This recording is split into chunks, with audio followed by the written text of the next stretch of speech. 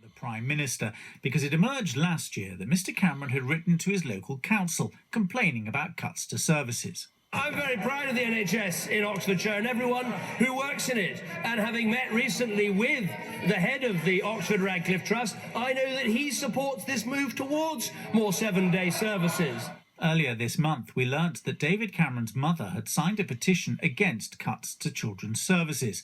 As the Prime Minister talked about the NHS in his seat, a Labour MP, Carolyn Harris, who was sitting just behind Jeremy Corbyn, shouted out, "Ask your mother." Ask my mother. Oh, I think I know what my mother would say. I think she'd look across the dispatch box and she'd say, put on a proper suit, do up your tie and sing the national anthem.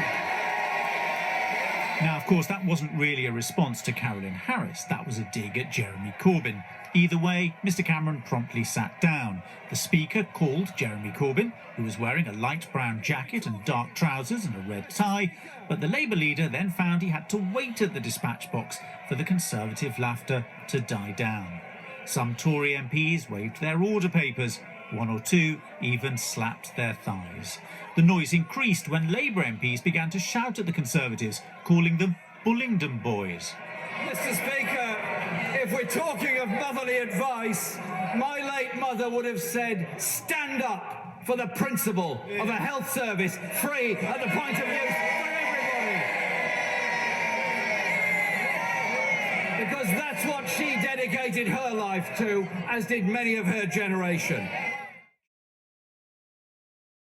22 minutes to 8. My mum is better than your mum. It's a playground taunt. It has seeped, of course, into Parliament, into the Commons at Prime Minister's questions.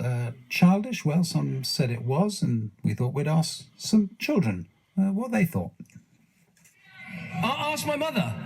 Oh, I think I know what my mother would say. I think she'd look across the dispatch box and she'd say, put on a proper suit, do up your tie and sing the national anthem.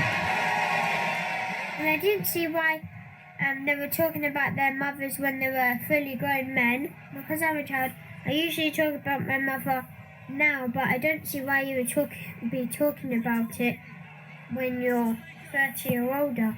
We talk about our mothers at school because we're young kids, but we don't really talk about our parents anywhere else. And I didn't really understand why they were talking about their parents. Mr Speaker, if we're talking of motherly advice, my late mother would have said, stand up for the principle of a health service free at the point of use for everybody.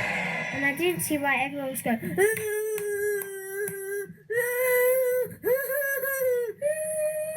and it just seemed that they were being really babyish.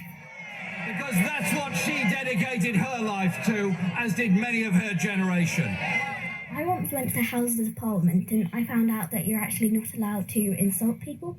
And so I don't know why the Speaker was letting them do that. And just the whole thing is just completely stupid. I mean, why? Why? That was 10-year-old Nora, 8-year-old Kitty and 10-year-old Isaac reviewing yesterday's Prime Minister's questions. I'm telling it like it is.